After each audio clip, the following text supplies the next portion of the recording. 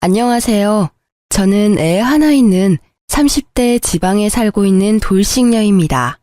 제 이혼 스토리를 말하면 주변 사람들이 모두 신의 한 수였다고 할 만큼 절묘한 타이밍이었기에 이렇게 글을 쓰게 됐어요. 저와 남편은 소개팅으로 만났습니다. 첫인상은 나쁘지 않았고 두 사람 사이에 공통점이 많았기에 더 잘 맞았던 건지도 모르겠네요. 그중 하나가 양가 아버님들이 일찍 돌아가셨다는 거예요. 그래서 서로의 집안을 소개할 때는 마음이 덜 불편했던 것도 사실이었어요. 친정 어머님은 남편이 박봉에 야근이 많은 직업이라는 걸 탐탁지 않게 생각했지만 단 한 가지, 주식을 하지 않는다는 점을 높이 샀습니다. 저희 아버지가 주식으로 다 잃고 건강까지 잃어 일찍 돌아가셨거든요. 그 탓에 일하며 어린 저를 키워야 했던 친정엄마는 주식 투자는 하지 않겠다고 꼭 약속해달라고 했어요. 남편은 그 당시만 해도 주식 같은 건 모르는 터라 걱정하지 말라며 호언장담을 하고 저희는 결혼식을 올렸습니다. 지방이라 집값은 그리 부담스럽지 않아 작은 평수의 아파트를 대출을 껴서 자가로 구입했습니다. 제 집이 있다는 것만으로도 벅찼던 우리는 조금 힘들겠지만 5년 안에 빚을 갚자고 생각하고 있었어요. 이때가 제 결혼 생활 중 가장 기쁘고 행복했던 시절이 아닌가 싶어요. 집에 들어갈 벽지, 바닥재, 싱크대며 인테리어를 고민하면서 즐거운 시간을 보냈죠. 그렇지만 하지 말라고 하면 더 하고 싶은 게 사람 마음인가 봐요. 결혼한 지 얼마 지나지 않아 남편이 가상화폐에 빠지게 됐다는 걸 알게 됐거든요. 집 대출금이 빠져나가야 할 날짜에 집 대출금이 빠져나가지 않았더라고요. 남편 월급이 생활비 통장으로 들어와서는 거의 대부분이 다시 남편 명의의 다른 은행으로 들어갔더라고요. 이상하다 싶어 남편이 퇴근할 때까지 기다렸어요. 자기, 집 대출금이 빠져나가지 않았던데 어떻게 된 거야? 월급이 들어왔다가 거의 대부분이 다른 은행으로 빠져나갔던데 혹시 뭐 쓸 데 있는 거야? 일단 급해서 내 돈으로 넣어두긴 했는데 진짜 무슨 일 있는 건 아니지? 어? 그거? 사실 이번 월급으로 비트코인 샀거든. 요새 다들 하잖아. 직원이 하고 있길래 나도 한번 투자해봤어. 뭐? 자기가 비트코인에 투자를 해? 당신 제대로 알거나 가상화폐 투자하는 거야? 생각보다 위험해. 남들 한다고 따라해서 되는 게 아니라고. 괜찮아. 가상화폐는 넣어두면 무조건 오르게 돼 있어. 이번에 좋은 정보가 들어왔거든. 다음 달 정도쯤에는 거의 20%는 오른다고 하더라고. 그러면 우리 그걸로 여행이나 갈까? 여행? 자기야, 나는 그 돈 필요 없어. 지금 넣은 건 조금 손해보더라도 다 빼. 그냥 우리 돈만 벌어서도 살 만큼은 살아. 지금까지도 괜찮았잖아. 그리고 자기 우리 엄마랑 약속했잖아. 주식 같은 건 안 하기로. 엄밀히 따지면 비트코인이 주식은 아니잖아. 그리고 이 정도는 다들 해. 솔직히 말해서 나 같은 박봉, 우리 같은 서민들이 개미처럼 부지런히 일해봐야 돈 버는 족족 나갈 뿐이잖아. 이런 수단이 아니면 우리는 늙어서도 이렇게 살고 있겠지. 우리 아이와 당신을 위해서도 나는 돈 벌고 싶어. 그리고 나는 그렇게 심하게 하는 편도 아니고. 이제야 말하는 거지만 나 좀 벌기도 했거든. 그러니까 걱정하지 마. 아니, 비트코인도 주식이랑 비슷한 거지. 주식보다 더 위험성이 높은 거 나도 알고 있거든. 그리고 정직하게 돈 버는 건 나쁜 게 아니야. 주식 좋지. 자기가 그만큼 주식을 잘 안다면. 그런데 주식도 아닌 가상화폐야. 전문가들도 위험하다고 하는 걸 굳이 당신이 시작해야겠어? 그리고 중요한 건 주식이냐 비트코인이냐 그게 아니야. 나는 주식이 싫어. 우리 엄마도 싫어하고. 결혼할 때 자기는 약속까지 했고. 제 행동이 과민한 반응이라고 생각했는지 남편의 표정이 나빠지더라고요. 하지만 저는 저대로 필사적이었어요. 물론 용돈벌이는 할 수 있을 거라고 생각해요. 남편이 100만 원, 200만 원 정도였다면 저도 그냥 눈 감아줬을지도 모르지만 이미 한 달의 월급 전체를 거기에 들이붓는다는 건 그 맛을 보고 중독이 시작됐다는 거와 같았거든요. 그렇지만 제 마음을 그 사람은 몰라주더라고요. 자기야, 이러면 우리만 뒤떨어져. 다들 영끌에서 비트코인 하는데 우리만 안 하면 우리만 손해보는 거야. 나처럼 월급 얼마 못 버는 사람도 충분히 대박칠 가능성 있다니까. 정신 차려. 그게 그렇게 쉬운 일이야? 그리고 내가 싫다잖아. 나는 그렇게 돈 버는 거 싫어. 솔직한 말로 10,000원짜리 한 장도 주식에 쓰고 싶지는 않아. 그냥 일한 만큼 돈 벌면 우리도 괜찮게 살 수 있어. 일한 만큼 돈 벌면 나가는 게 반이야. 그리고 우리 애도 태어났는데 애를 위해서라도 더 돈을 벌어야지. 언제까지고 이렇게 소처럼 일만 하면서 남들 눈치 보면서 살아. 가상화폐로 돈 벌어서 떵떵거리며 살아야지. 그렇게 쉽게 돈 벌 생각을 하는 게 문제라는 거야. 정직하게 번 돈은 거짓말을 안 해. 그치만 주식이나 가상화폐는 달라. 모르는 사람들에게는 거의 늪이나 마찬가지라고. 그리고 자기는 몰라. 돈이 사람을 어떻게 집어삼키는지. 우리 친정집에서 있었던 일 내가 이야기해줬잖아. 그걸 듣고도 투자를 하고 싶어? 나하고 장인어른하고는 다르지. 나는 확실한 정보가 있다니까. 그리고 가상화폐는 앞으로 좋아지면 좋아졌지 절대로 떨어지거나 망할 일은 없어. 바보야? 그런 정보가 있으면 너도 나도 다 부자지. 그런 거 다 사기꾼이라고. 자기는 뉴스도 안 봐? 그리고 가상화폐만큼 애매모호한 것도 없어. 전문가들이 바보니? 그 사람들 경고는 안 봐? 나는 지금 코인이 잘 되고 있다고. 그래서 당신한테 말하고 있는 거야. 수익률이 잘 나오니까 월급까지 넣는 거고. 난 잘 되고 못 되고 간에 그냥 당신이 월급을 모조리 코인에 넣는 게 싫은 거라고. 내 말이 이해가 안 돼? 됐어. 자기랑 이야기하는 게 벽이랑 이야기하는 거랑 똑같아. 그냥 이쯤 하자. 대출금은 내가 엄마한테 빌려서라도 넣을 테니까. 코인이 잘 되는데 시어머니한테 왜 돈을 빌려? 코인 잘 됐다며? 그럼 코인 팔아. 그거 팔아서 대출금 당장 넣어놔. 시모에게 돈을 빌리려는 정신나간 남편의 행동에 저는 놀라서 소리를 쳤어요. 궁시렁거리는 남편은 팔고 싶지 않은지 머뭇거리다가 어디론가 전화를 걸었습니다. 엄마, 난데 돈 좀 빌려줘.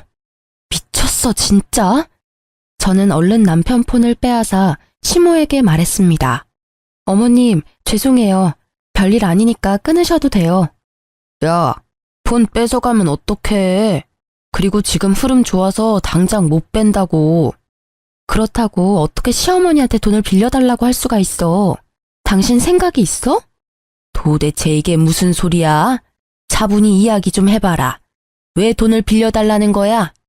결국 시모의 물음에 저는 남편이 벌인 일을 이야기할 수밖에 없었어요. 시모가 남편을 말려줄 수도 있다는 생각을 잠시 했거든요. 물론 제가 잘못 생각한 거였지만, 남자라면 주식도 할 수 있지. 안 그래? 다 제 가족을 위해서 하는 일이지 않니? 네가 이해해. 그렇다고 큰 돈으로 하는 것도 아닌데 왜 이렇게 호들갑을 떠는지 나는 모르겠구나. 어머님, 큰 돈 작은 돈이 중요한 게 아니에요.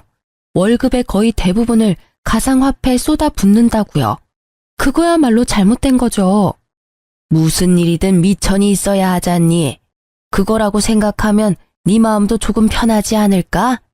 무조건 남편 탓만 하지 말고 너도 잘 알아봐. 어머님, 주식은 절대 안 된다고 저희 엄마랑 이이랑 찰떡같이 약속했어요. 그런데 이렇게 주식에 손을 대다뇨. 그래서 애까지 낳았는데 이런 일로 이혼하게? 내가 언젠가 한 번은 말하려고 했는데 사돈도 그렇고 너도 그렇고 둘 다 그렇게 융통성이 없어서 어떡하니? 결혼 전에도 난리더니 아주 남편을 잡겠다 잡겠어. 그리고 네 남편이 바보도 아니고 주식으로 큰 돈 날릴 사람처럼 보이니? 작은 돈으로 용돈벌이나 하려는 거겠지. 저는 그 말에 어이가 없었지만 일단 잠자코 들었어요. 우리 부부의 일에 시모까지 끼이면 일이 커질 것 같았거든요. 제가 받지 않겠다고 하는데도 시모는 결국 남편의 계좌로 돈을 붙여주겠다고 하고 전화를 끊었습니다. 결국 심호의 돈을 빌릴 수 있게 된 남편은 싱글벙글이었어요. 저놈의 머리털을 쥐어 뜯어서라도 코인을 말리고 싶었던 저는 친정엄마를 구원투수로 부르기로 했어요. 엄마, 김서방이 비트코인 투자한대. 어떻게 좀 말려봐봐. 내가 아무리 이야기해도 CR도 안 먹혀. 이번 달은 월급이 거의 다 들어간 것 같아. 아이고, 김서방 바꿔봐라. 내 단단히 일러둘 테니까. 남편은 제 전화에 기겁을 하고 나를 바라봤습니다. 저는 이렇게라도 남편의 생각을 돌리고 싶었기에 전화를 건넸어요. 결국 받지 않으려던 남편이 마지못해 전화를 받았죠. 예, 장모님. 애엄마가 너무 호들갑 떠는 거예요. 진짜 별거 아니고 돈도 많이 안 들어갔어요. 그리고 주식 아니고 가상화폐라는 건데. 구구절절 핑계를 대려는 남편의 말을 친정엄마가 가로막았어요. 김서방, 주식은 절대로 시작하면 안 돼. 다른 사람들은 몰라도 내 사위인 자네만은 절대로 하면 안 되는 거야. 자네가 내 딸을 사랑한다면 더더욱 하지 말아야지. 딸애가 주식으로 아빠를 잃고 얼마나 힘들어했는데 월급을 다 넣는 건 투자가 아니라 도박일세. 그러니 제발 그만하게.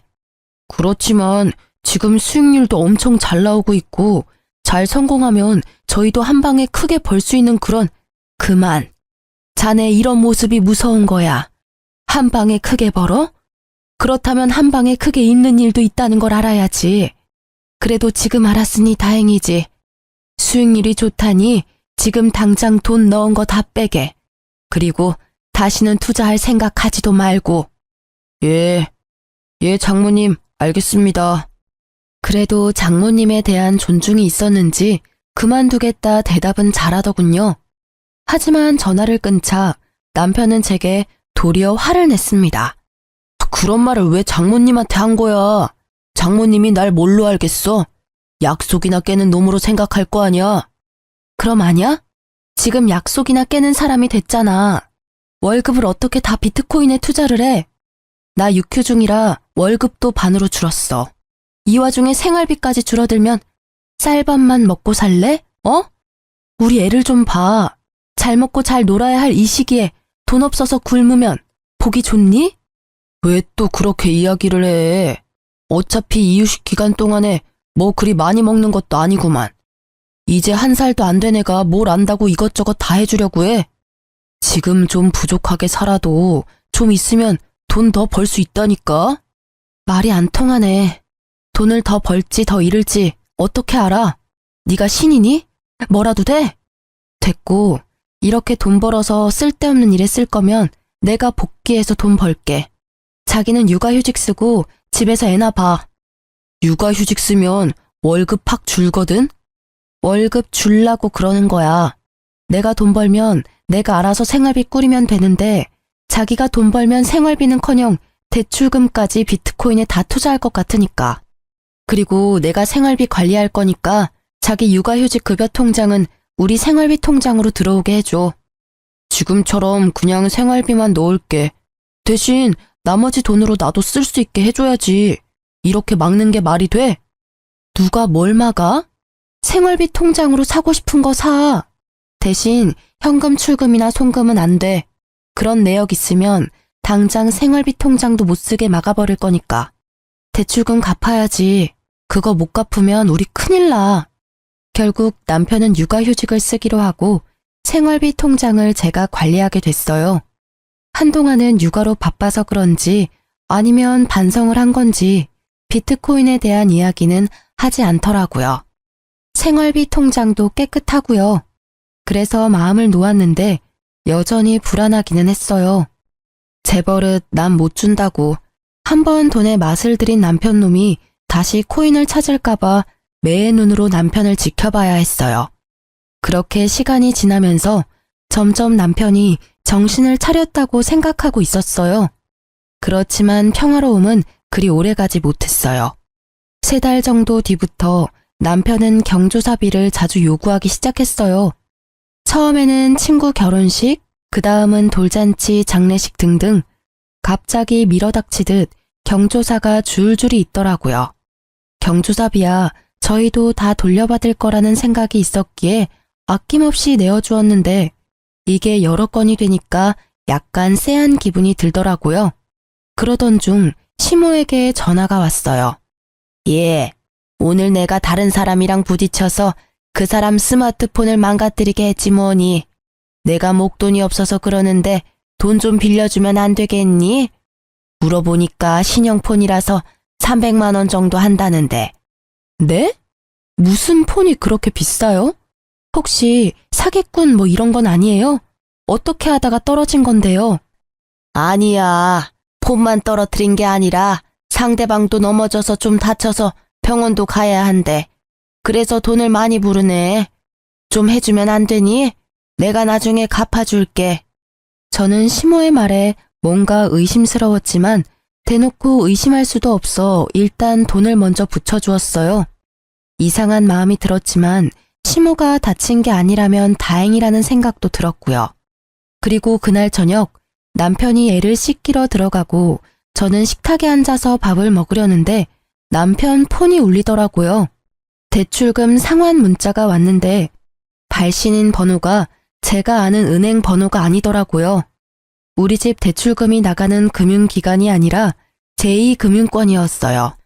처음에는 이게 무슨 대출금인지 몰라서 했는데 곧 그 문자에 제 머릿속이 분노로 가득 찼어요. 몰래 받은 대출금. 그 대출금이 생활비 통장으로 들어오지 않았다는 건 저 몰래 대출을 받아서 가상화폐를 한 것이 틀림없어 보였거든요. 저는 분노로 머리가 터질 것 같은 기분으로 욕실 문을 두드리며 남편을 불러냈어요. 야, 당장 나와봐. 갑자기 또 왜 이래? 야라니. 집에서 애 보느라 고생하는 남편한테 야가 뭐야? 그리고 애가 놀라 당신 목소리에. 됐고, 이 문자 뭔데? 대출금 상환 문자. 이게 뭐야? 내가 모르는 제2금융권인데 이 돈 어디로 갔어? 생활비 통장에 안 들어왔는데 이거 뭐 하는데 빌린 돈인데? 뭐? 이거 그게... 남편은 눈에 띄게 당황하더라고요. 그럴 수밖에 없겠죠. 서툴게도 제가 그 문자를 볼 수 있다는 생각조차 못한 것처럼 보였으니까요. 돈 어디다가 썼어? 바른 대로 말해라. 거짓말하면 나 진짜 당신 금융기록 다 뒤져서라도 찾아낼 거야. 그때는 이렇게 안 넘어갈 테니까. 설마 또 코인은 아니지? 추궁하는 제 말에 남편의 눈이 제 얼굴을 피하더군요. 딱 보니 감이 왔어요. 가상화폐에 또 넣었구나 싶었죠. 너 비트코인을 대출까지 받아서 하는 거야? 조용하다 했더니 뒤에서 아주 호박씨를 깠네. 나랑 엄마 속이고 또다시 손을 댔어? 그래, 대출금이 총 얼마야? 그게 얼마 안 돼. 진짜로 코인 잘 되면 곧 다 갚을 거야. 그래서 얼마나 빌렸냐고. 5천만 원 정도. 신용대출이랑 차 담보 대출이랑. 뭐? 5천? 미쳐도 아주 단단히 미쳤어. 코인이라는 도박에 완전히 맛이 갔네. 말해봐. 비트코인 망했지? 네가 코인이 잘 됐으면 돈을 빌릴 턱이 없어.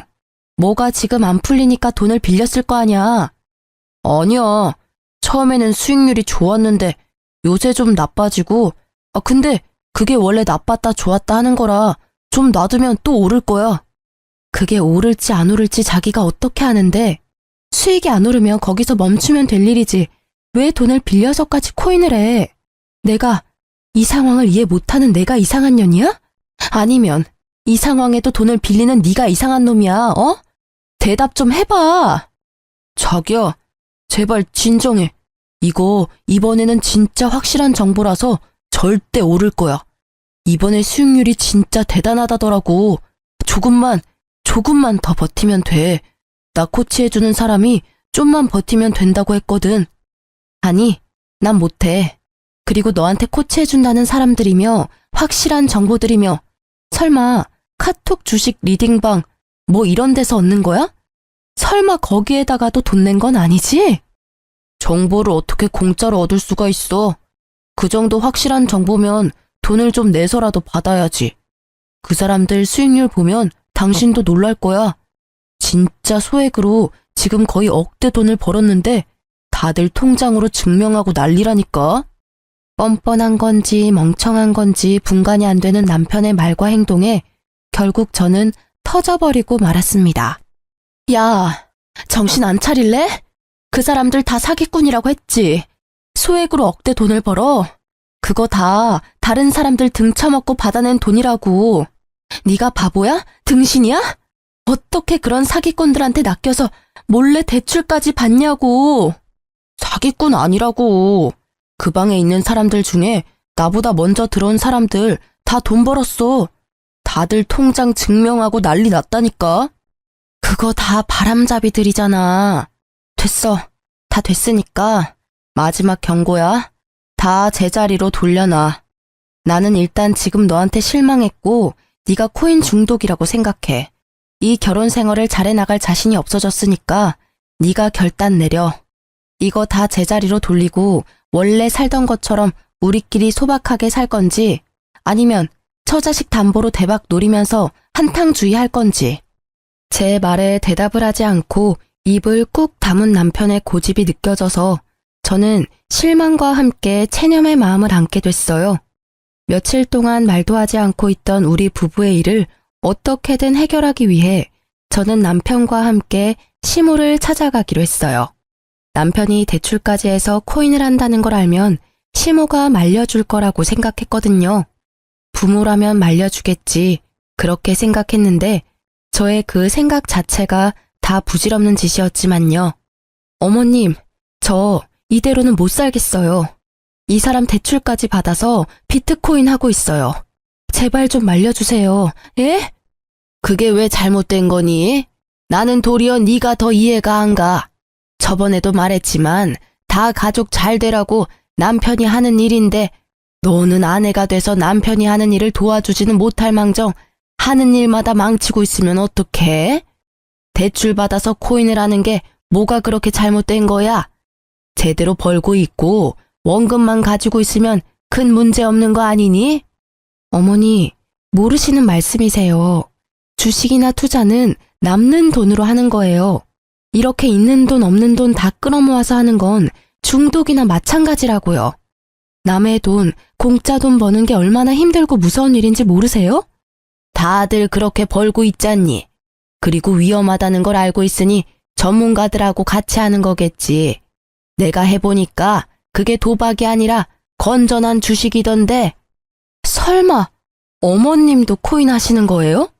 그래, 권유로 해봤는데 생각보다 벌이가 쏠쏠하더구나. 너희가 나한테 주는 용돈보다 더 벌어. 빼지 않고 계속 넣어놓고 있는 중이야. 이런 좋은 걸 넌 왜 안 하고 남편 탓만 하는 거니? 눈앞이 캄캄해지는 시모의 말에 불현듯 그때의 전화가 떠올랐어요. 모르는 사람과 부딪혀서 돈을 달라고 했던 시모. 그게 설마 거짓말이라면 혹시 저번에 사고 나서 돈 받아가신 것도 코인에 넣으신 건 아니죠? 지금 와서 숨길 것도 없지. 그래, 그 돈도 코인에 넣었어.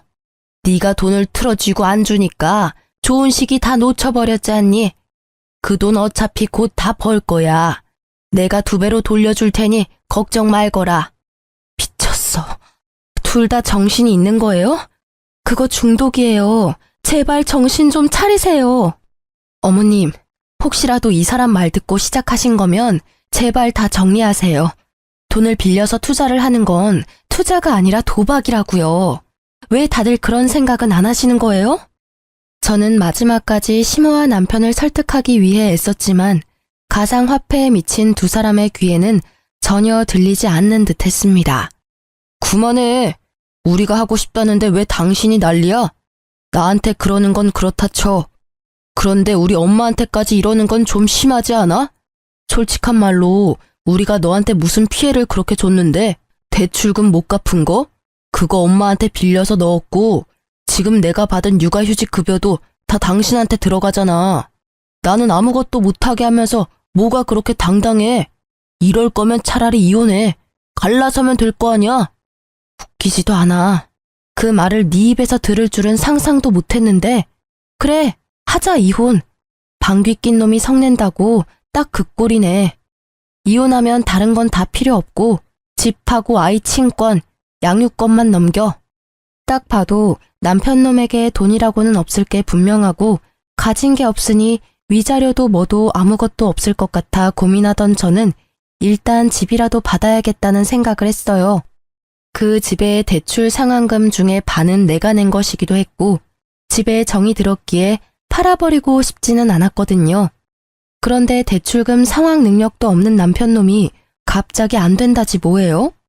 지금 생각이 있는 건지 없는 건지 저는 답답한 마음에 쏘아댔습니다. 뭐? 집? 그건 좀 곤란한데.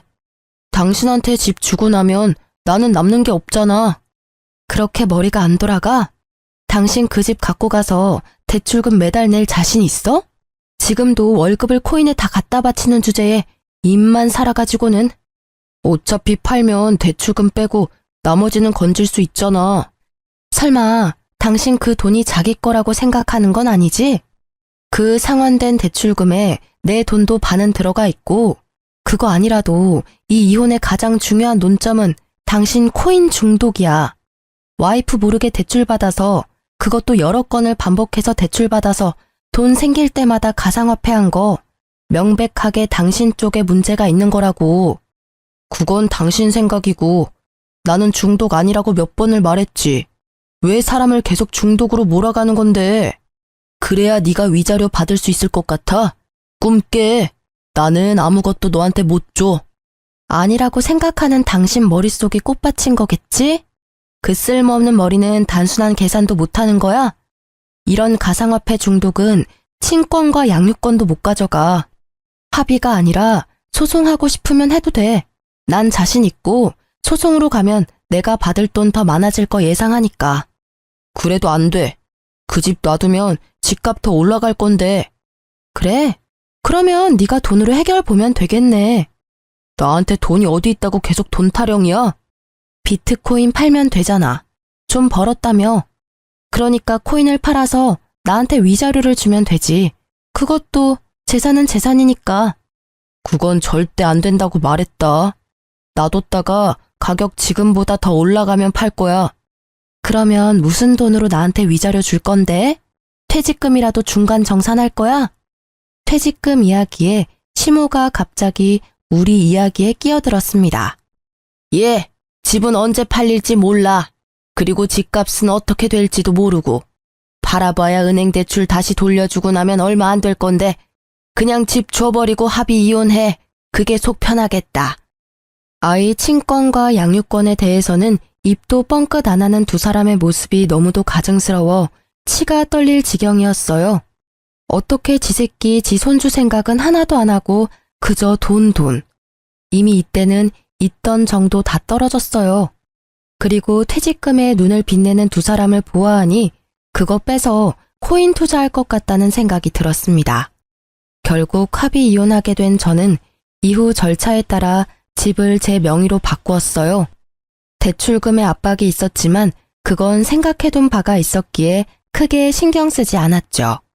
그렇게 명의 변경한 당일 저는 남편 짐을 모조리 싸서 시모 집으로 보냈어요. 남편은 뭐가 그리 급하냐고 역정을 냈지만 저는 두 사람 꼴도 보기 싫었거든요. 있는 재산 없는 재산 다 긁어 모아서 코인에 투자하는 남편과 시모가 뭐가 좋다고 옆에 더 데리고 있고 싶겠어요. 남편부터 쫓아낸 저는 친정엄마를 저희 집으로 모셨어요. 친정엄마가 살던 작은 빌라를 팔고 그 돈으로 저희 집 대출금을 상환했죠. 그리고 매달 내던 제 대출금은 매달 친정엄마 용돈으로 드리기로 했어요. 한 달쯤 지났을까요? 남편이 집으로 찾아왔더라고요. 아이가 보고 싶다나 뭐라나. 이혼하자며 큰 소리 떵떵 칠 때는 우리 딸 이름 한자도 꺼내지 않더니 갑작스레 딸이 보고 싶다는 말이 믿음이 갈 리가 없잖아요. 딸이 보고 싶다는 가짜는 핑계 같은 거 대지 말고 하고 싶은 말 있으면 해. 이야기는 들어줄게. 우리 이혼하는 거 다시 한번 생각해보면 안 될까? 그게 무슨 소리야? 우리 이미 그 이야기는 다 끝냈다고 생각하는데 너도 나도 시어머니까지 동의한 거 아니었어? 이제 와서 두말하는 건 아니지? 나는 이미 생각 끝났어. 너무 냉정하게 끊지 말고 잘 생각해봐. 애한테는 아빠도 필요하고 무엇보다 나한테 당신이 너무 필요해. 입이 삐뚤어져도 말은 똑바로 해야지. 당신이 필요한 건 내가 아니라 내가 벌어다 줄 돈이잖아. 그런 식으로 말하지 말라니까. 물론 돈도 지금 없기는 해. 그래도 그것만으로 이혼 다시 생각해보라는 건 아니라고. 2번 다시 가상화폐는 안 할 테니까 다시 돌아와줘. 당신 돈이 왜 없어? 집 대출금 상환액만 해도 100만 원 남짓이야. 그거면 지금 가지고 있는 대출도 충분히 갚을 수 있어. 게다가 퇴직금도 있잖아. 그거 받아서 대출 상환하면 끝이지. 그 꼴을 보니 그 돈도 다 가상화폐에 넣었겠네? 그게... 쭈뼛거리며 불쌍한 표정을 짓는 남편놈을 보니 딱 견적이 나오더라고요. 집어릇게 못 준다고 결국은 가상화폐에 다시 털어넣은 것 같았어요. 진짜 잘 되고 있었는데 이번에는 재수가 없었어. 내가 투자한 가상화폐가 갑자기 유의 종목이 돼서 결국은 하나도 못 건졌다 그거지? 이거 봐. 내가 뭘 했어? 사기꾼들 손에 놀아나지 말라고 했지. 됐어. 더 이상 이런 주제로 이야기하는 것 자체가 싫다. 다른 데 가서 알아봐. 매몰찬 제 말에 남편이 갑자기 무릎을 꿇더니 제 바짓가랑이를 붙잡고 늘어졌어요. 그 모습이 처량하고 딱한데 딱 거기까지였어요. 그러게 내가 말할 때는 들은 채도 안 하더니 결국은 이런 사달을 만들고서는 이제와 후회한답시고 나한테 다시 합치자고 하다니 뻔뻔한 것에도 정도가 있어야죠. 여보, 제발 나 딱 한 번만 살려줘. 빚도 빚이지만 생활이 안 되고 있어. 다시 끊어주면 안 될까? 당신 나 사랑하잖아. 그렇지? 미안한데 절대 안 돼. 나는 이미 당신하고 연 끊기로 결정했어. 당신 입장에서는 내가 냉정하게 보일지도 모르는데 나한테는 이게 최선이야. 왜 내가 당신 뒤치다꺼리를 해야 해? 당신이 싼 똥 치우려고 내가 왜 일을 해야 해? 나도 내 인생, 내 행복 찾아가며 살 거야. 지금 당신한테 뭐가 있어? 빚뿐이잖아. 제발, 나 진짜 이번에는 잘할 거라니까. 절대로 손 안 댈 거라고 맹세해. 그러니까 사람 하나 살리는 셈 치고. 난 솔직히 당신이 여기 와서 이 난리치는 거 이해가 안 가. 당신 지금 사는 집도 시어머니 거고 집안일도 어머니가 다 해주실 거 아냐. 너는 돈만 벌어서 지금 대출금 다 갚으면 되는 거고. 뭐가 문제야? 사실 엄마도 내가 들어갔던 리딩방에서 준 정보로 투자했거든. 그리고 엄마 집도 담보로 대출까지 빌렸더라고. 근데 이건 정말 내가 시킨 거 아니야. 엄마가 그 정보에 혹해서 대출을 받아서. 이거 봐. 주식 같은 거에 중독되면 도박 중독이랑 똑같다고. 내가 뭘 했어? 친절하게 그거 사기꾼이고 그런 대박 정보 같은 거 없다고 했을 때 알아서 거기서 기어 나왔어야지. 그저 한탕할 생각에 붙잡고 있으니 휴지 쪼가리 돼서 쪽박 찼잖아. 퇴직금은? 설마 당신 퇴직금도 거기 넣은 건 아니지? 퇴직금도 넣었어. 그치만 진짜로 다음번에는 안 그럴 자신 있어. 그때 상한가에 제대로 팔기만 했어도 이러고 있지는 않을 거라고. 너한테는 내가 입 밖으로 내는 말도 아까워. 다음번? 다음번에도 또 할 거면서 나한테는 다시는 손 안 댈 거라고? 에라이 나쁜 새끼야. 그래놓고 우리 아이 생각하라고? 아주 지랄을 해라, 어? 당신은 반성 같은 거 할 생각도 없고 하고 싶지도 않잖아. 어디서 거짓말을 하고 난리야. 아니야. 진짜로 마음 고쳐먹었다니까. 엄마랑 나 지금 생활비도 없어서 공과금 낼 돈도 없어. 그러니까 제발 우리 이혼 다시 생각해보자. 지금 장모님이랑 같이 살고 있는 것 같은데 다 같이 살면 되잖아. 우리 엄마는 당신 꼴도 보기 싫대. 엄마 충고도 무시하고 이런 짓을 벌인 주제에. 그래, 가상화폐 할 때는 우리 엄마 생각이나 했겠니? 아쉬우니까 와서 이러는 거 다 알아. 그리고 경고하는데 당신은 나한테 돈 빌리러 오면 안 되는 사람이야. 양육비 한 번이라도 못 받으면 지구 끝까지 쫓아가서 받아낼 거니까. 양육비 소리에 그놈의 얼굴이 새파랗게 질리더라고요. 여기 와서 이럴 입장이나 돼요? 저도 엄연히 돈을 받아야 하는 입장인데 말이죠. 내가 양육비를 받기 위해 충고해 주는데 저녁에 일 마치고 투잡을 뛰면서 돈 마련하던지 해. 그렇게 하면 양육비 정도는 낼 수 있을 거야. 저의 친절한 해결 방법에도 그놈은 힘들게 돈 벌 생각은 없는지 입을 삐죽하게 내밀고는 시무룩한 얼굴로 나가더라고요. 책임감도 없고 죄책감도 없는 저놈의 뒤통수를 한 대 때려주고 싶었지만 꾹 참았어요. 그래, 빠져나온 게 다행이라고 저를 다독이면서 말이죠. 그렇게 저희는 완전히 남이 되었습니다. 그때 그 개운함이란 잘못했으면 그놈의 부채를 저도 같이 떠안을 뻔했잖아요. 일을 저지른 사람이 그 일을 책임지고 해결하는 게 맞잖아요. 그 뒤로 들려온 소식도 그렇게 좋은 소식은 없었어요. 전 남편과 시모가 살던 시모의 집에 채권 추심하는 사람들이 들이닥쳤다고 하더군요. 그 후로 새벽에 배송 알바를 하러 다니는 남편을 자주 목격했다고 하더라고요. 게다가 시모와 남편의 사이가 엄청 안 좋아졌는지 매번 싸우는 소리가 집 밖으로 들려온다고 이웃에 사는 분들이 말해주더라고요. 대부분이 네가 하는 말을 들어서 망했다라고. 둘 다 똑같죠 뭐. 그리고 1년쯤 지났을까? 어린이날에 아이와 친정엄마 이렇게 셋이서 놀러 갔다가 돌아오는 길에 전 시모를 마주치게 됐어요. 어머, 다은이 아니니? 할머니야. 잘 지냈어? 많이 컸구나. 아는 척하며 딸아이에게 다가오자 딸이 무서운지 친정엄마 뒤로 숨어버리더라고요. 저희 엄마도 그런 아이를 보호하듯 뒤로 보냈어요. 전 시모의 몰골은 예전과 너무 달랐어요. 항상 멋쟁이처럼 꾸미고 다니던 옷이며 머리며 전부 어딜 갔는지 지금은 완전히 시골 할머니가 다 됐더라고요. 안녕하세요. 잘 지내셨어요? 잘 지냈겠니? 네가 남편 버리고 가는 바람에 나도 낙동강 오리알 신세 됐잖니. 이 나이에 일하고 다니는 노인이 어디 있어? 너 재결합하자고 찾아간 남편 무시했다며. 그러는 거 아니다. 걔도 엄연히 다은이 아빠야. 어떻게 생겨먹은 애가 아빠한테서 애를 떼어놔? 냉정하기도 하지. 그런 엄마 밑에서 클 내 손주가 걱정이 돼서 요새는 밤에 잠도 안 온단다. 네, 저 냉정해요.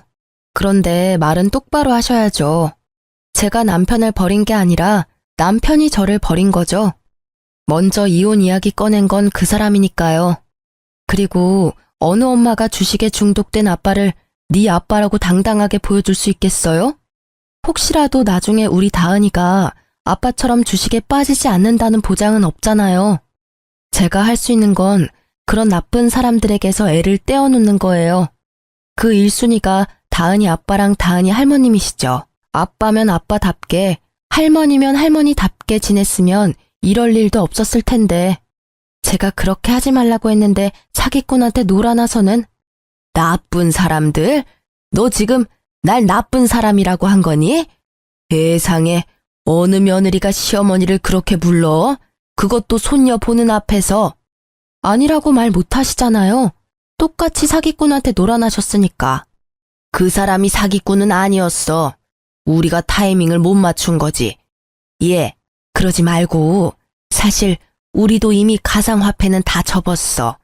그러니까 애 아빠랑 다시 잘해볼 생각 없니? 애한테도 아빠가 필요하잖니. 글쎄, 나쁜 아빠는 필요 없다니까요. 재결합 같은 거 생각도 해본 적 없어요. 그러니까 그런 말씀하지 마세요. 그리고 가상화폐 다 접었다는 말 저는 안 믿어요. 그게 얼마나 끊기 힘든 중독인지 누구보다 제가 더 잘 알거든요. 그래서 처음에 그 사람한테 시작하지도 말라고 한 거고요. 제 말에 전시무는 쌍심지를 켜고 저를 쳐다보더라고요. 뭐 어쩌겠어요. 싫은 것도 사실이고 두 사람이 아직 가상화폐를 하는 것도 사실일 테니. 그게 아니었으면 제 말에 반박하셨겠지만 아무 말도 못하고 쳐다만 보고 있었거든요. 그래도 이렇게 마주친 것도 인연인데 저희가 집까지는 모셔다 드릴게요. 집은 이제 여기 없어. 집 옮겼다. 집이 경매에 넘어가서 결국 원룸에 월세 주고 들어가서 지내고 있어. 망할 놈의 새끼. 왜 나한테 가상화폐 같은 걸 알려줘서는 이런 꼴을 보게 만들어? 아들이 아니라 왼수지. 나는 정말로 조금만 할 생각이었는데 무조건 뜬다고 돈 박박 긁어 넣으라고 해서 집 담보 대출만 아니었으면 그래도 괜찮았을 텐데 나쁜 놈. 시모는 결국 화가 치밀어 오른 건지 전 남편의 욕을 마구 해댔어요. 그렇겠죠. 아들이 권해서 시작했고 아들 때문에 망했으니 욕할 곳이라고는 거기밖에 없을 거예요. 그런데 어차피 선택은 자기가 한 거 아닌가요? 자기도 크게 벌고 싶어서 선택했으면서 누굴 탓하는 건지. 그걸 보고 있던 저희 친정엄마가 보다 못해 한마디 하시더라고요. 아들 욕할 거 뭐 있어요? 내가 보기엔 둘 다 똑같은 망종이구만. 자식이 잘못된 길로 가면 말릴 생각을 해야지. 부모가 돼서는 같이 나란히 잘못된 길로 가면 어떡해요? 나랑 내 딸한테 융통성 없네 뭐네 말할 때는 이런 결과는 생각도 안 했죠? 그리고 그 집 아들이랑 우리 딸은 인연 끊었으니까 재수없게 두 번 다시 재결합이니 뭐니 말도 꺼내지 마요. 제 딸 신세 망치게 할 일 있어요? 내 눈에 흙이 들어가도 재결합이니 뭐니 절대 없어요. 그러니까 가던 길 가쇼. 친정엄마의 말에 얼굴이 시뻘겋게 달아오른 전시모가 결국 도망치듯 자리를 떠나더라고요. 그 뒷모습이 참 딱하면서도 시원했어요. 우리 엄마랑 저 욕할 때는 진짜 한 대 치고 싶었는데 엄마가 이렇게 속 시원하게 말로 때려줘서 속이 좀 풀렸거든요. 나중에 알고 보니 엄마도 화가 나서 내뱉긴 했지만 속이 시원하다고 저한테 웃으면서 말하더라고요. 전 시모는 전 남편이 저한테 돈을 빌리러 왔다는 걸 알고 있었을까요? 알았다면 저한테 재결합이니 뭐니 그런 말 못했겠죠. 그리고 한편으로는 너무 무섭더라고요. 만약 제가 이혼을 하지 않았다면 그 꼴을 다 당하면서 후회하며 살았겠죠. 그 뒤로 전 남편과 전 시모를 본 적은 없었어요. 저는 이혼하면 제가 힘들게 살 수도 있을 거라고 생각했는데 이혼 전보다는 더 잘 살고 있어요. 친정 엄마한테 애기 맡기고 일하는 것도 이제는 더 편하고요. 덕분인지 승진도 하고 솔직히 지금 돈에 쪼들리지는 않아요. 그럼에도 내 아이를 위한 양육비는 꼬박꼬박 받아내고 있어요. 내 아이 앞길에 조금이라도 도움이 된다면 꼭 받아내는 게 맞는 일이죠. 전 남편이 보내는 양육비는 매달 들쭉날쭉이지만 일단 보내고 있다는 것만으로도 다행으로 생각해요. 그나마 완전 탕진은 아닌 모양이라고 생각하며 한시름 놓죠. 제가 이혼 과정 중에 가장 잘한 일은 대출금을 떠안고 집을 받아온 거라고 생각해요. 처음에는 돈을 받아오지 않아서 큰일이라도 생기면 어쩌나 싶었는데 집값도 조금 올랐고 친정엄마 덕분에 대출금도 사라져서 실보단 득이 더 많거든요. 인생의 타이밍이라는 게 얼마나 중요한지 이번에 이혼을 하면서 깨달았어요. 전 시모와 전 남편의 망한 꼴을 보니 제가 그때 빨리 탈출한 것이 신의 한 수였다는 걸 알게 됐거든요. 만약 조금이라도 늦었다면 저까지 그 빚더미에서 벗어나지 못했을지도 몰라요. 사연글을 쓰다 보니 정말 절체절명의 순간이었다는 걸 다시 한번 실감하게 되네요. 이렇게 긴 글을 읽어주셔서 감사합니다.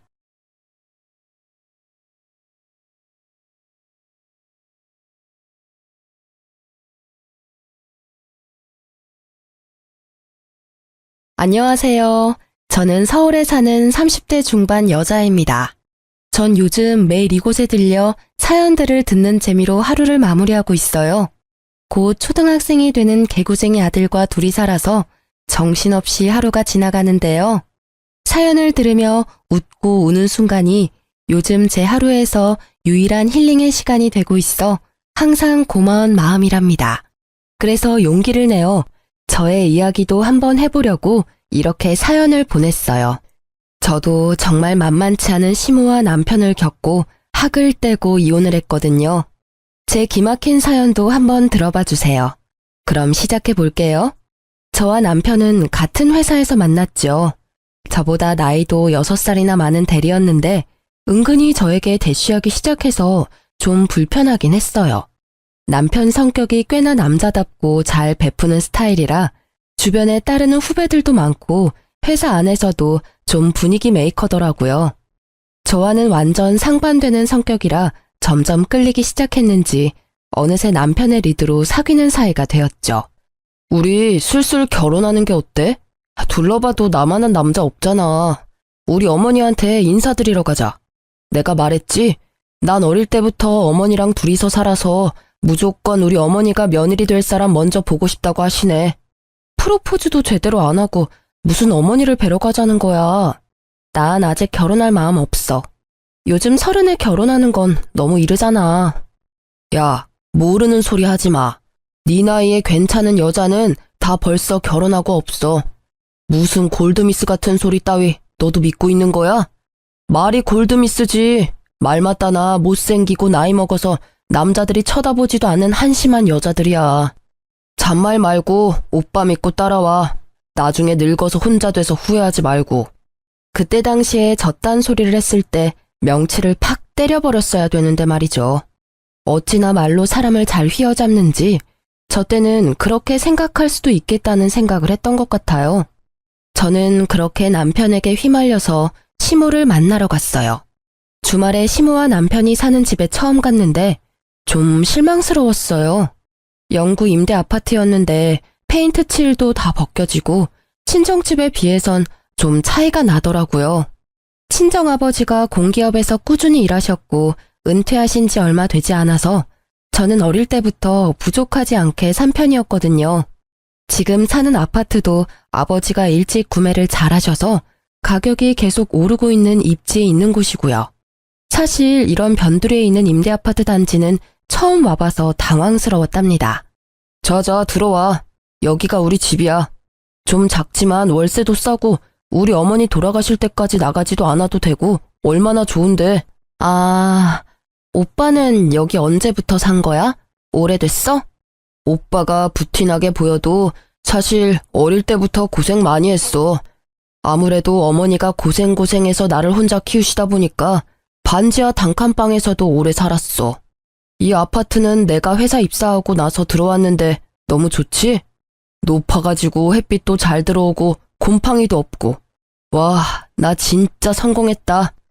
누가 들으면 한강뷰 아파트에 이사 온 줄 알겠어요.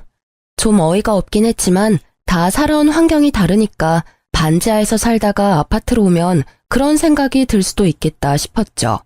지금 생각하니 참 온달공주 납셨네요. 네가 영은이니? 그래, 종수한테 말 많이 들었다. 자, 앉아라. 집이 좋아서 놀랬니? 집이 아주 아담하지만 괜찮지? 구조도 괜찮고 겨울에도 얼마나 따뜻한지 모른다. 이참에 너네 신혼집을 여기 옆동에 오면 참 좋겠는데 아무래도 기준이 높아서 들어오긴 쉽지가 않겠지? 아, 아무래도 그렇죠. 오빠한테 듣기론 기초수급자시라고. 제 주변엔 기초수급자이신 분은 없어서 그게 기준이 높은 건지는 몰랐네요. 너 지금 내가 기초수급자라고 무시하니? 이거 되는 게 얼마나 힘든지 알아? 얘가 세상 돌아가는 걸 모르네. 뭐 너네는 얼마나 잘 사는데?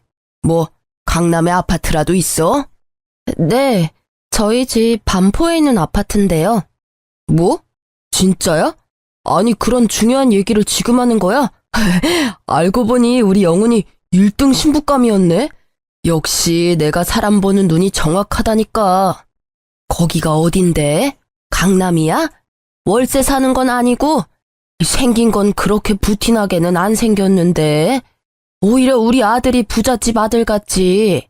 어찌됐든 이렇게 인사까지 왔으니 결혼해라. 상견례도 얼른 잡고. 남편한테 대충 친정에 대한 얘기는 했지만 강남 산다는 얘기는 안 했었는데요. 시모가 열받게 말을 하니까 얼떨결에 바보처럼 제 입으로 말을 해버렸죠. 그 얘기를 듣고 남편 눈빛이 번뜩이면서 얼굴에 화색이 돌더라고요. 그러고는 더욱 강하게 결혼을 밀어붙였고 결국 상견례까지 치르게 되었어요. 부모님은 너무 차이나는 집안이라서 걱정을 하셨는데요. 남편이 친정으로 몇 번을 찾아와서 아버지랑 술을 먹으면서 어찌나 청사진을 그려대고 자신만만하게 말을 잘했는지 아버지도 결국 허락해 주시더라고요. 어릴 때부터 고생하면서 자랐으니 생활력은 강하겠지. 남자다운 것도 마음에 들고 네가 좋다니까 결혼은 허락해 주마. 그쪽 집안에서 뭐 얼마나 보태줄 수 있겠니? 일단 박서방한테는 말하지 말고 내가 전세금 대줄 테니까 아파트 한번 찾아봐. 저를 위해서 평생 모으신 돈을 아낌없이 내주시는 부모님께 얼마나 감사하고도 죄송했는지 몰라요. 그렇게 회사 근처에 20평대 아파트 전세를 구해서 신혼집을 마련할 수 있었죠.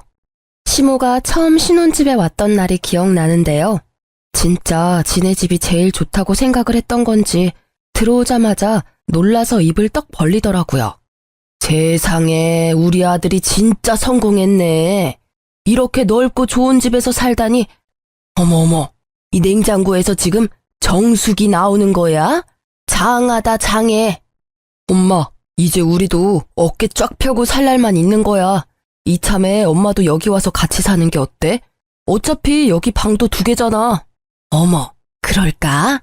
아들 덕에 나도 한번 서울에 살아볼까? 오빠, 그런 걸 갑자기 그렇게 말하면 어떡해. 어머니도 그건 아니라고 생각하시죠? 전 당분간 신혼생활은 즐기고 싶어요. 대신 저희가 자주 찾아뵐게요. 그리고 어머니, 여기 전세예요. 우리가 산 집 아니라고요. 진짜 집을 살려면 열심히 돈 벌어야죠. 넌 어쩜 말을 그렇게 서운하게 하니? 누가 진짜 여기 산대? 해보는 말이지. 나도 네 눈칫밥 먹으면서 살 생각 없다.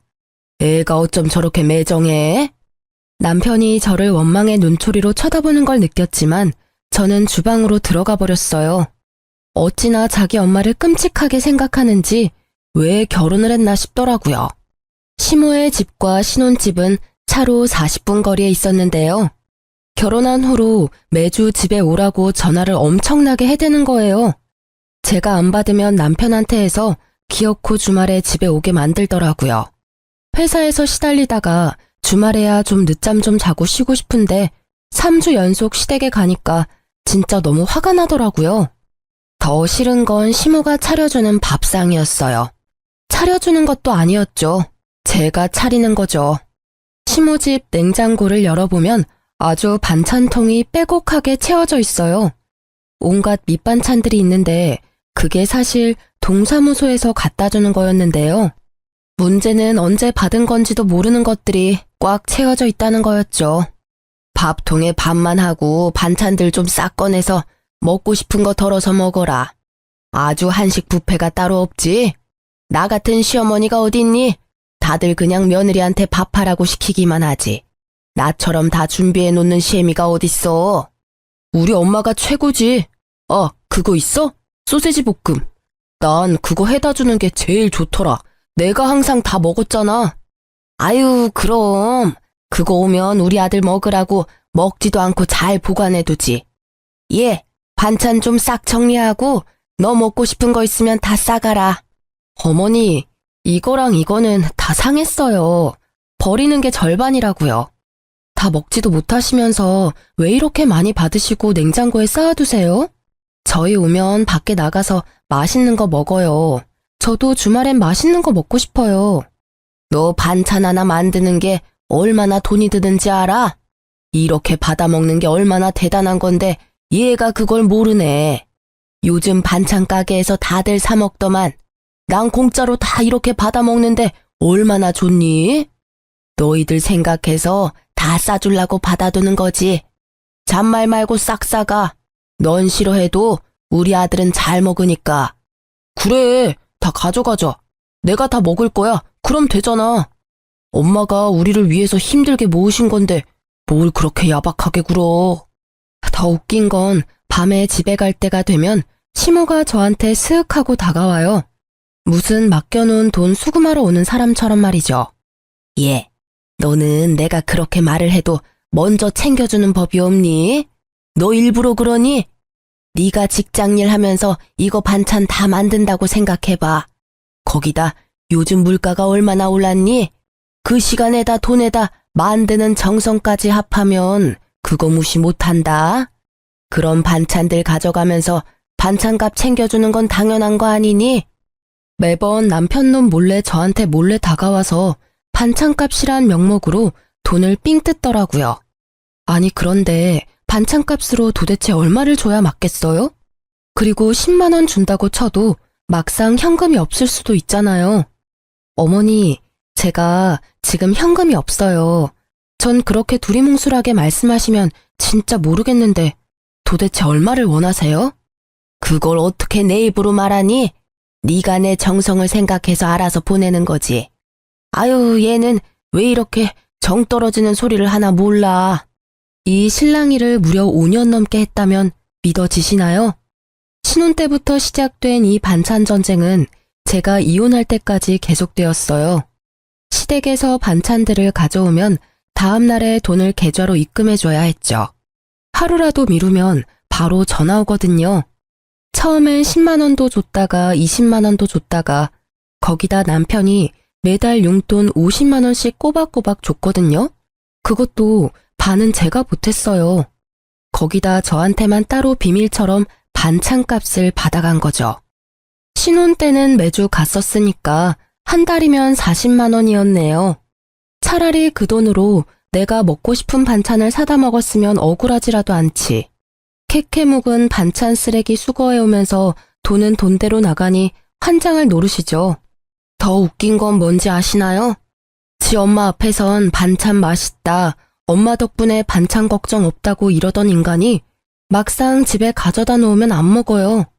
제가 먹고 싶어서 새로 계란찜이라도 하잖아요? 그럼 새로 한 반찬 지가 홀랑 다 먹어요. 저야 당연히 먹기 싫어서 안 먹고 아이가 생긴 뒤로는 아이한테도 절대 안 줬고요. 자식한테 내가 갓 해준 음식 먹이고 싶지 누가 일주일 전에 만든 계란말이 먹이나요? 저는 이 반찬 전쟁이 너무 지겨워서 지금도 반찬 가게 앞에 지나가기도 싫다니까요. 어릴 때부터 가난하게 살았으면 왠지 더 아껴 쓰면서 살 것 같잖아요. 전 남편과 시무를 보면서 그게 전혀 아니란 걸 알게 됐죠. 가난하게 사는 건 아예 경제 개념이 없어서 그런 거더라고요. 남편이 연애 시절부터 데이트 비용도 다 내고 선물도 잘 사줬거든요. 회사에서도 동료들한테 커피도 잘 사다 주고 주전부리도 잘 사다 준다고 인기 많았거든요. 쥐뿔도 없으면서 도대체 어디서 돈이 나서 그렇게 했었던 걸까요? 네, 맞아요. 다 빚이었던 거죠. 결혼을 하고 몇 년이 지났을 때 남편 앞으로 신용대출이 5천이 있다는 걸 알게 되었어요. 그것도 숨기려고 발악을 하다가 결국 저한테 걸려서 대판 싸우게 되었죠. 어떻게 이런 큰일을 숨길 수가 있어? 결혼 전에 빚 있다는 걸 다 말했어야지. 도대체 이게 이자가 얼마야? 오빠 진짜 미쳤어? 야, 빚도 다 자산이야. 그거 몰라? 그리고 막말로 이 돈에서 절반이 너 먹이고 입힌 돈이다. 너한테 들어간 돈인데 이제 부부가 됐으니까 같이 갚아야지. 뭐라고? 이게 지금 말이야 방구야? 이거 사기 결혼이야. 심각한 걸 전혀 모르겠어? 어차피 내 이름으로 받은 내 대출이고 내가 다달이 갚고 있는데 네가 뭔 권리로 막말을 해? 아, 냅둬. 내가 다 갚고 이거 배로 돈 벌어서 너 갖다 주면 될 거 아니야. 그러면 아무 말도 못 할 거면서. 참나, 여자가 남자 하는 일에 이래라 저래라야. 오빠 말 진짜 정 떨어지게 한다. 지금이 무슨 조선시대인 줄 알아? 나 이대로 못 넘어가니까 당장 이거 어떻게 상환할 건지 계획표 만들어서 가져와. 그리고 지금까지 오빠가 돈 관리 다 했잖아. 오빠가 투자 잘한다고 내 월급도 다 맡기라고 해서 맡겼는데 이게 지금 심각한 상황이 아니야? 지금까지 모은 돈 얼마나 있는지 그것도 이참에 다 까봐. 안 그럼 나 우리 부모님한테도 다 말하고 이혼할 거니까. 제가 정색을 하고 말하니까 무서웠는지 지금까지 모은 돈이 든 계좌 확인서를 떼서 보여주더라고요. 그나마 모은 돈이 있어서 안심이 되었어요. 대출이 있어서 5년 동안 모은 돈이 하나도 없으면 어떻게 할지 너무나도 걱정을 많이 했었거든요. 자자, 봤지? 돈 관리는 걱정 말고. 내 대출은 내가 총각 시절에 만든 거니까 넌 진짜 신경 쓸 거 없어. 내가 내 월급에서 떼서 잘 갚을 테니까 이제 화 좀 풀어봐. 이번엔 이렇게 넘어가지만 앞으로 지켜볼 거야. 우리 아들도 있는데 남부럽지 않게 키우려면 돈 모아야지. 집도 사야 되고. 아, 그럼. 오빠 못 믿어? 걱정 마. 내가 네 노후까지 다 책임질 테니까. 남편이 워낙 말빨로 사람을 홀리는 걸 잘하다 보니 그래도 남편이고 우리 아이의 아빠인데 한 번 더 믿어보자는 생각을 했던 것 같아요. 저는 미래를 생각하면 더욱 암담해서 허리띠를 더 졸라가며 마시고 싶은 커피도 못 마시고 살고 있었는데요. 남편은 예전과 다름없는 모습을 보여줬어요. 여전히 주변 사람들한테 잘 쏘고 언제 그렇게 쇼핑을 하는지 자기 옷이며 가방도 척척 사입었죠. 지금 생각해보면 그러면서도 지 아들 장난감 하나도 사들고 오지 않았었네요. 시모도 경제 개념을 말아먹은 건 매한가지였는데요. 사실 남편놈이 시모가 하는 짓을 그대로 배운 거라고 봐야겠죠. 기초 수급자라면서 얼마나 옷을 화려하게 입고 다니는지 매주 새로운 가방을 들고 다닐 정도였어요. 근데 그게 좋은 가방, 좋은 옷 그런 것도 아니에요. 맨날 시장에서 파는 큐빅 잔뜩 박힌 티셔츠 10,000원짜리, 20,000원짜리를 매일 사는 거예요. 싸다고 저거 사고 이거 사면 하루에 10만 원은 뚝딱인 거죠. 차라리 10만 원짜리 괜찮은 거 하나 사면 그렇게 한심해 보이진 않을 텐데 말이죠. 더 웃긴 건 머리도 이틀에 한 번은 단골 미용실 가서 드라이만 한대요. 저도 미용실 가는 돈이 아까워서 몇 달에 한 번 가는데 일주일에 3번은 드라이만 하고 2만 원씩 내고 온다는 말 듣고 진짜 헉 했습니다. 오랜만에 시댁에 가보면 망고 같은 과일도 막 널려 있어요. 어머니, 집에 망고가 많네요? 사신 거예요? 그럼 사지 누가 주니? 혼자 사는데 과일 그거 챙겨 먹어봤자 얼마나 된다고. 요즘 그 뭐시게냐? 샤인 머스크? 뭐 그런 포도가 그렇게 맛있다던데 그건 어디에 파니? 요즘 유행하는 거나 비싼 건 어찌나 그렇게 잘하는지 저도 못 먹어본 걸 시모는 잘도 먹고 다니더라고요. 같이 마트에 가면 아주 시컵할 때가 많았는데요. 자기가 먹고 싶은 거면 가격은 보지도 않고 그냥 카트에 막 쓸어 담아요. 요즘 물가가 얼마나 비싼데 저는 아기 먹일 유기농 채소 하나 사려고 해도 손이 벌벌 떨리는데 말이에요. 시모랑 장 보면 돈은 당연히 제가 내잖아요. 한 번에 3, 40만 원씩 나오는데 진짜 너무 화가 나서 머리가 돌겠더라고요. 더욱 소름 끼치는 건 남편이랑 마트 가면 시모랑 행동이 똑같아요. 지가 먹고 싶은 거나 쓸데없는 걸 카트에 막 던져 담아요. 이거는 너무 비싸. 이걸 왜 사? 아, 먹고 싶으니까 사지. 먹는 거 가지고 서럽게 이러지 좀 마. 이런 거 먹고 살려고 기를 쓰고 돈 버는 거 아니야. 아니, 내가 내 돈 벌어서 과자 하나 못 사 먹냐? 굳이 안 사도 되는 거니까 그렇지. 무슨 과자 하나에 10,000원이냐고. 이러면 또 금방 30만 원 훌쩍이야. 이번 달 카드값 오바라고. 야, 내가 내 돈 벌어서 10,000원짜리 한 장 못 쓰고 사냐? 아, 그냥 사. 맨날 사는 것도 아니잖아. 아, 좀 궁상 좀 떨지 마. 정 떨어져. 매달 받는 정해진 월급이 있는데 도대체 왜 이렇게 돈을 펑펑 써대는지 점점 본능적으로 불안한 마음이 들기 시작했는데요. 거기다 더욱 저의 분노를 일으킨 결정적인 사건이 일어나게 되었어요. 저도 바보가 아닌지라 남편의 대출 사건 이후에는 제 월급은 제가 관리하고 남편에게 한 푼도 보내지 않았거든요. 그리고 남편의 카드 내역서도 매달 몰래 확인을 해보곤 했는데 엄청난 걸 발견하게 된 거예요. 백화점 명품 매장에서 500만 원 되는 돈을 24개월로 긁었더라고요. 지 월급보다 많은 돈으로 도대체 뭘 산 건지 이건 무조건 여자라는 생각이 스치더군요. 남편이 들어오자마자 잡기 시작했죠. 당신 도대체 500만 원짜리를 뭘 산 거야? 명품백이라도 샀어? 왜 꿀먹은 벙어리야? 진짜 가방 산 거야? 당신 여자 생겼어? 바람 피는 거냐고. 아니야. 나를 뭘로 보고? 내 인생에 여자는 오로지 2명이야. 너랑 우리 엄마. 바로 그게 중요한 거야. 엄마 생신이라 큰 마음 먹고 하나 사드렸어. 뭐라고? 그럼 어머니가 요즘 들고 다니던 그 가방이 진짜 명품이었단 말이야? 세상에, 당연히 시장통에서 가짜라도 산 줄 알고 신경도 안 썼는데 나한테 한마디 상의도 없이 어떻게 500이나 하는 가방을 살 수가 있어?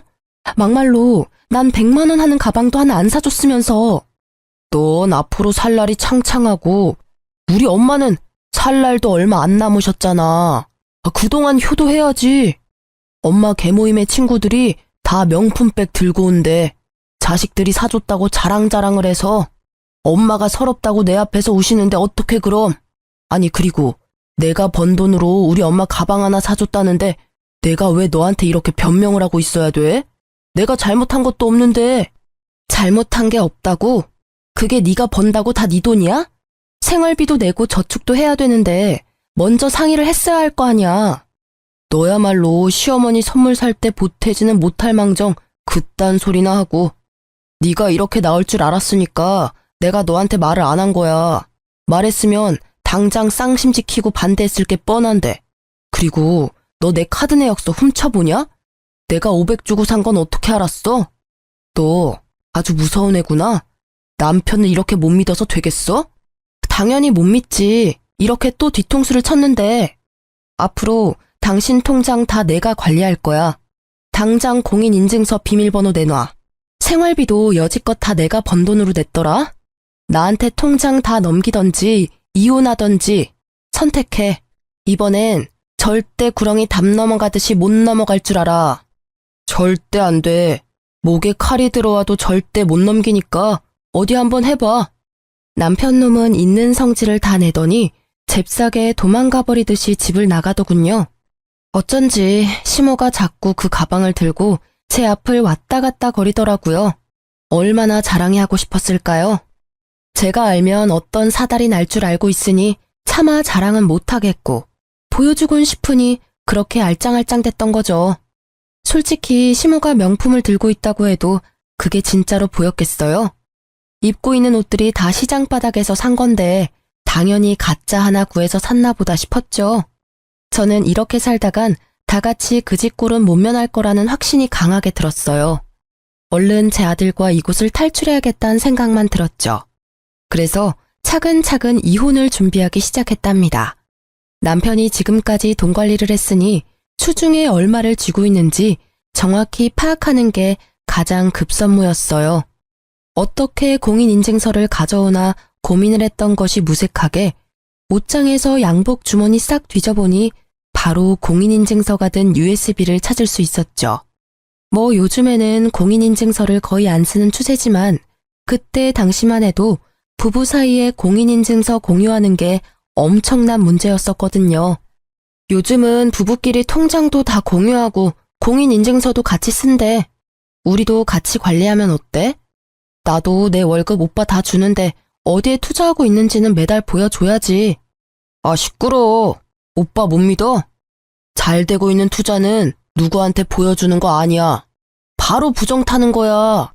나처럼 듬직한 남편이 알아서 착착 불려준다는데 지금 나 의심해? 넌 이상한 친구들 말 믿는 게 문제야.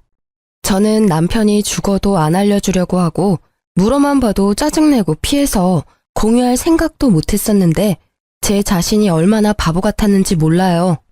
진작 개싸움을 해서라도 알아냈었다면 처음부터 남편 놈한테 휘둘리지 말고 내가 돈 관리를 했다면 제 피 같은 돈이 다 사라지진 않았겠죠.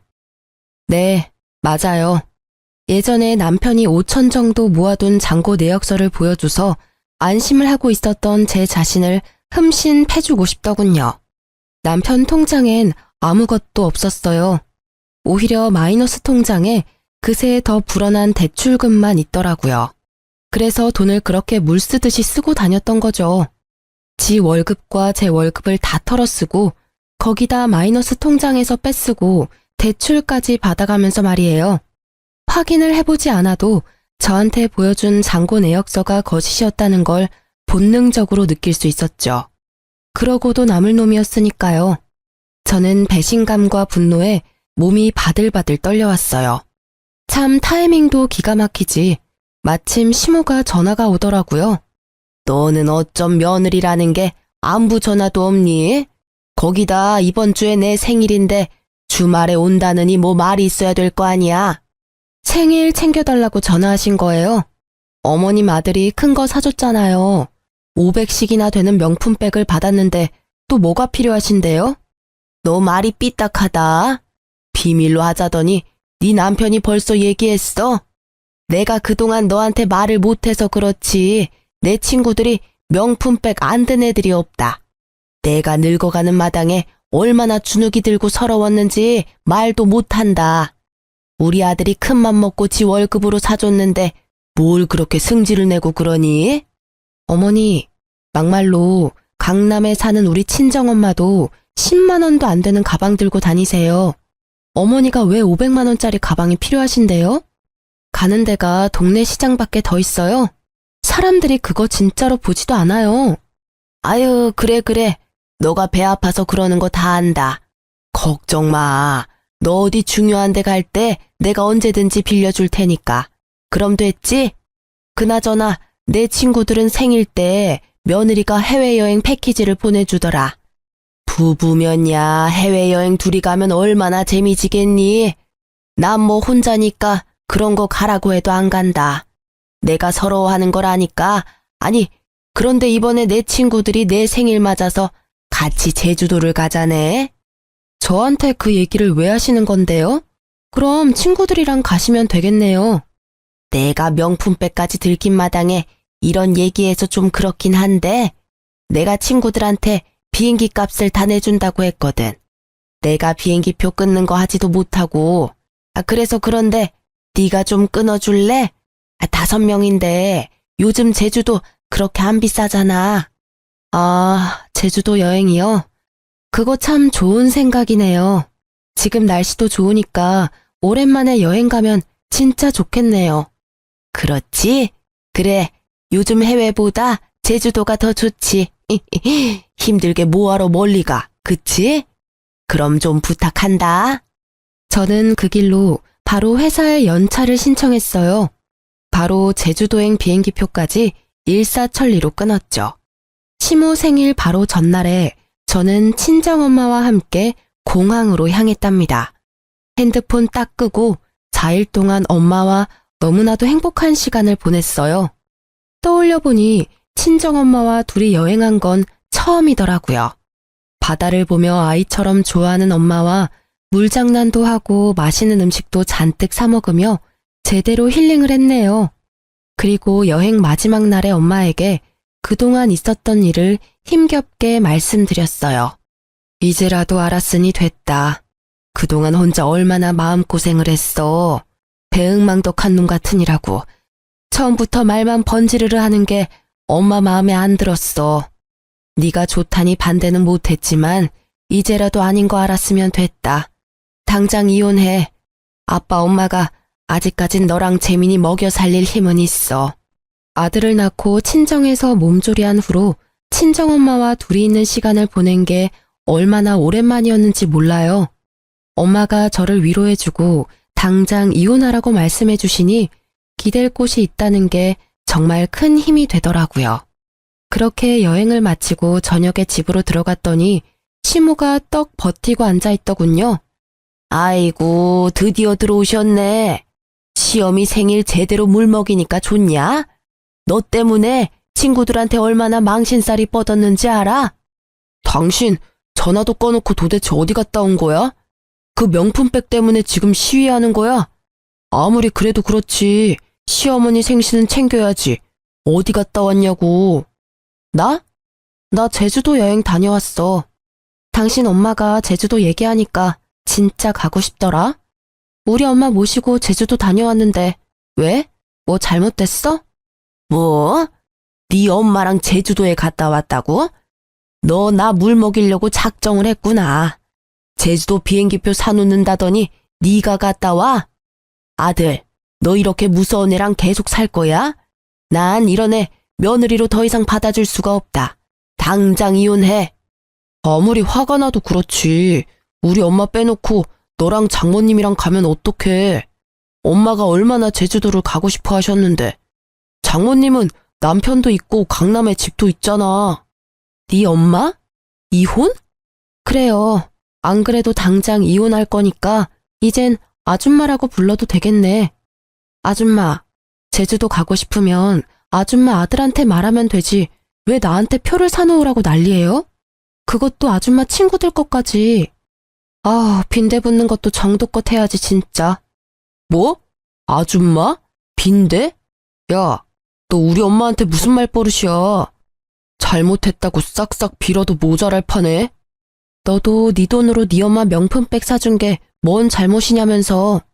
내가 내 돈으로 우리 엄마랑 여행 좀 간 게 그게 그렇게 잘못이니? 넌 되고 왜 난 안 되는데. 이게 진짜 보자 하니까 우리 아들한테 대드는 거 보게. 갑자기 시모가 저한테 확 달려들더니 제 목덜미를 잡고 흔들려고 하더라고요. 어이가 없어서 시모를 팍 밀쳐버리니까 시모가 눈이 확 뒤집어지더니 제 머리채를 휘어잡는 게 아니겠어요. 제가 악소리를 내며 시모 얼굴을 손가락으로 마구 밀며 저항했는데 소나기 힘이 어찌나 센지 머리가죽 벗겨지는 줄 알았네요. 남편놈은 고소하다는 눈빛으로 이죽거리고 있는데 진짜 주먹으로 입을 마구 쳐버리고 싶더라고요. 그때였어요. 엄마와 여행 내내 아들을 맡겼던 친정아버지가 어머니와 아이와 같이 집으로 들어오셨어요. 그 손 당장 놓지 못해? 이 할망구가 노망이 났나? 친정아버지가 천둥처럼 크게 소리를 지르시며 시모를 세게 밀쳐버렸어요. 시모가 바닥으로 내동댕이 쳐졌죠. 친정엄마는 못 볼 꼴을 보일까 얼른 아이를 데리고 방으로 들어가 주셨어요. 우리 딸 등에 빨대 꼽고 산 벌레 같은 인간들이 이젠 내 귀한 딸한테 손찌검까지 해? 너희들은 내가 절대 그냥 안 넘어가. 이 변호사한테 폭행죄까지 같이 물으라고 할 거야. 내 재산 다 걸어서라도 무조건 감옥에 쳐넣을 거니까 각오해. 아니, 장인어른, 말씀이 너무 심하십니다. 처음부터 보지도 않으시고 무슨 폭행죄며 감옥이며 말씀 참 심하게 하시네요. 얘가 먼저 우리 어머니를 밀쳤다고요. 그래, 경찰이 누구 말을 믿을진 증거를 보면 알겠지. 저 화병 잘 봐봐. 반짝거리는 거 안 보여? 내가 꽤 오래전부터 카메라를 설치해놨거든. 그래서 꽤 중요한 증거들을 많이 잡았어. 네가 사채업자들한테 시간 좀 달라고 굽신거리면서 통장에 돈 한 푼 없다고 술술 잘 말하던데? 제 말을 듣더니 허풍심하고 자신만만하던 남편놈의 표정은 온데간데 없고 얼굴이 하얗게 질려서 입을 떡 벌리고 서 있더라고요. 내가 언제까지 등신처럼 너한테 빨대 꼽혀서 살아줄 줄 알았니? 넌 결혼 생활 내내 내 돈 다 털어먹고 통장 잔고도 조작해서 보여줬지? 너 그게 얼마나 무서운 짓을 한 건지 알아? 그거 사문서 위조야. 내 이름으로 사채까지 쓰려고 했던 것도 내가 다 알아버렸는데 어쩌지? 내일 네 회사로 이혼 소장 플러스 알파로 계속 밀어닥칠 테니까 각오해둬. 아, 오늘 니네 엄마가 한 건 더 했네. 폭행죄. 아니 여보, 무슨 농담을 그렇게 무시무시하게 해. 문서 위조라니. 난 우리 가정의 평화를 위해서 돈 없는 거 알면 당신 놀랄까봐 당신을 위해서 그런 거야. 내가 잘못했어 여보. 우리 아들을 봐서라도 딱 한 번만 봐줘, 어? 역시 사기꾼답게 상황이 어떻게 돌아가는지 잘 아네? 그래 맞아. 너한테 절대적으로 불리해. 그렇게 설렁설렁 용서해달라고 하면 내가 응 하고 받아줄 것 같아? 좁아터진 임대아파트에서 살던 거 구제해주니까 진짜 네가 잘난 것 같아? 니네 엄마랑 당장 이 집에서 꺼져. 당장. 참나, 말이 심하네. 이혼하는 마당에 확실하게 하고 넘어가야지. 왜 내가 내 집에서 나가? 네가 나가야지. 여긴 법적으로 엄연히 같이 대출이자 내가면서 산 집인데 당연히 반반 갈라야지. 왜 내가 나가? 네가 이혼하자고 했으니까 네가 나가. 저는 집 얘기에 금세 휙 태도가 바뀌는 남편놈을 보니 기가 차서 웃음밖에 안 나오더라고요. 저런 놈을 믿고 여지껏 결혼 생활을 한 제 자신이 바보 같아서 헛웃음이 새어나왔죠. 그 나이 먹도록 경제관념이 그렇게 없는 것도 참 신기하다. 너 등기부등본 같은 건 떼본 적이나 있니? 내가 알려줬으니까 한번 떼봐. 여기 전세계약자 이름이 누구로 돼 있는지, 그리고 돈 펑펑 쓰느라고 신경도 안 썼겠지만 너 여기 전세이자 한 번이라도 낸 적 있어? 뭐? 이자는 네가 내던 거 아니었어? 저런 개념 없는 놈 허풍 떠는 것만 보고 금쪽 같은 우리 딸을 내줬다니. 내가 사람 잘못 봐도 한참 잘못 봤지. 그동안 대출이자는 당연히 안 냈겠지. 내가 전세금 다 대줬으니까. 남편이란 작자는 친정아버지의 말이 이해가 안 가는 듯이 한동안 움직이지도 않고 머리를 굴리고 있더군요. 한마디로 이 집엔 네가 10원 한 장 기여한 게 없다는 말이야. 그러니까 넌 그냥 지금 니네 엄마랑 나가면 돼. 당장 나가. 그때 시모가 친정아버지 앞에 무릎을 꿇고는 머리를 조아리는 게 아니겠어요. 사돈, 우리 애가 아버지 없이 커서 잘 배우질 못해서 그렇지 나쁜 애는 절대 아닙니다. 누구보다 지 마누라랑 새끼를 끔찍하게 여기고요. 앞으로 제가 절대 용돈도 안 받고 1,000원 한 장 우리 며느리한테 달라고 말 안 하겠습니다. 제발 이혼만은 말려주세요. 왜요? 이혼하면 이 집 처분하고 몇 억은 굴러 떨어질 거라고 생각했나 봐요. 그러게 분수에 맞게 살았으면 남들 사는 반이라도 살았죠. 다시 아들이랑 그 잘난 10평짜리 임대 아파트로 돌아가서 행복하게 사세요. 되바라진 저는 이만 빠져줄 테니까. 친정아버지가 엎드린 시모를 질질 끌어 복도 밖까지 밀어버렸어요. 남편 놈은 혼이 나갔는지 제가 밀어대니까 스스로 밖으로 걸어나가더라고요. 저는 남편과 시모를 내쫓고 일사천리로 일을 진행했죠. 사실 집주인이 친정아버지의 친구분이셔서 금세 새로운 세입자를 구하고 전세금도 다 돌려받고 그 집을 처분했고요. 남편과 이혼 소송도 시작했죠. 사채까지 끌어다 쓴 전 남편은 변호사 구할 돈도 없어 보이더라고요.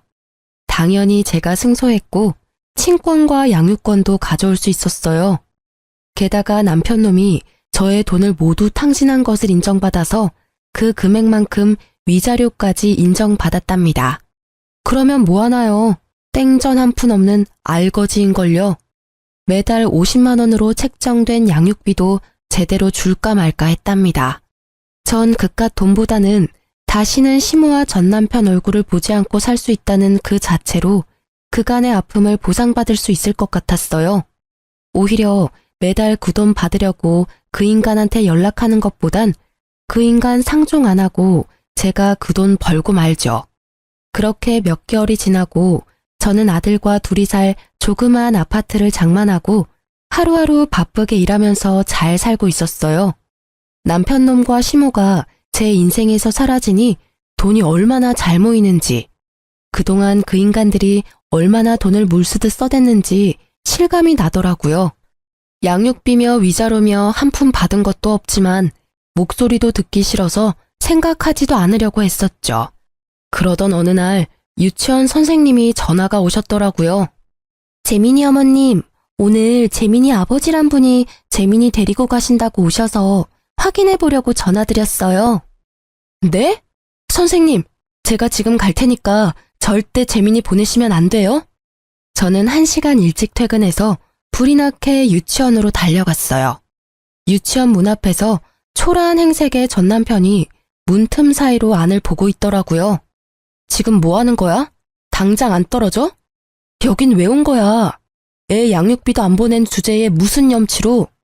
여보, 제발 한 번만 나 좀 살려줘. 나 지금 너무 힘들어. 우리가 부부로 산 인연이 있는데 당신밖에 날 구해줄 사람이 없어. 자취업자들이 회사까지 찾아와서 잘린 지는 오래고 집까지 와서 맨날 죽치고 있잖아. 어머니도 중풍으로 쓰러지셨어. 난 그놈들한테 쫓기느라 집에도 못 들어가고 불쌍한 우리 어머니 거동도 못 하시는데 제발 당신이 좀 가서 봐주면 안 될까? 개풀 뜯어먹는 소리 하고 있네. 그렇게 반찬 갖다 주는 복지과 직원들이 많은데 왜 나한테 부탁을 해? 네 엄마나 네가 동사무소 가서 간병이니 뭐니 벌써 신청 다 했겠지. 안 봐도 비디오다. 언제는 그런 거 신청 안 하는 게 바보라며? 어디서 불쌍한 척은? 그딴 말도 안 되는 소리 하러 또 애 유치원 앞에 나타나기만 해봐. 한 번만 더 오면 접근 금지 신청할 거야. 여보, 제발 한 번만 재민이랑 우리 어머니 만나러 와줘. 재민이 눈에 밟혀서 어머니가 맨날 눈물바람이셔. 난 당신이 보고 싶어서 밤마다 울어. 우리 다시 합치면 안 될까?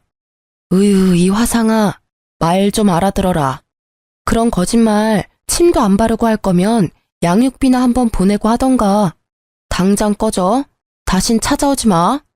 법적으로 한다고 하니 무서웠던 건지 사채업자들한테 쫓기느라 정신없는 건지 그 후로 전 남편을 보는 일은 없었답니다.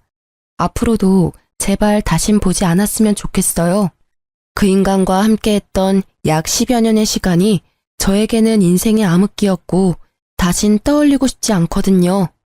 그 인간과 이혼하지 않았더라면 저도 사채업자들한테 매일 시달리고 우리 부모님까지 시달렸을 생각을 하니 이혼이 진짜 신의 한 수였다는 생각이 들어요. 놓아야 할 순간에 그게 낭떠러지처럼 보일지라도 과감하게 놓을 줄 아는 것도 인생을 살아갈 때 참 중요한 것 같아요. 지옥불 앞에서 무사히 살아나왔으니 저는 당분간은 아이와 재밌게 살아가고 싶어요. 혼자만의 시간을 가진 것도 참 오랜만이라 매일이 소중하게 느껴지는 요즘입니다. 만약 지금 놓아야 할 순간인 걸 알면서도 무서워서 정 때문에 망설이고 계신다면 저처럼 과감하게 행동해보라고 말씀드리고 싶어요. 그럼 기적처럼 새로운 문이 열리더라고요. 이렇게 제 이야기를 해보았는데 어떠셨나 모르겠어요. 오늘도 사연 듣는 모든 분들이 행복하길 바라보면서 글을 마칠게요. 들어주셔서 정말 감사합니다.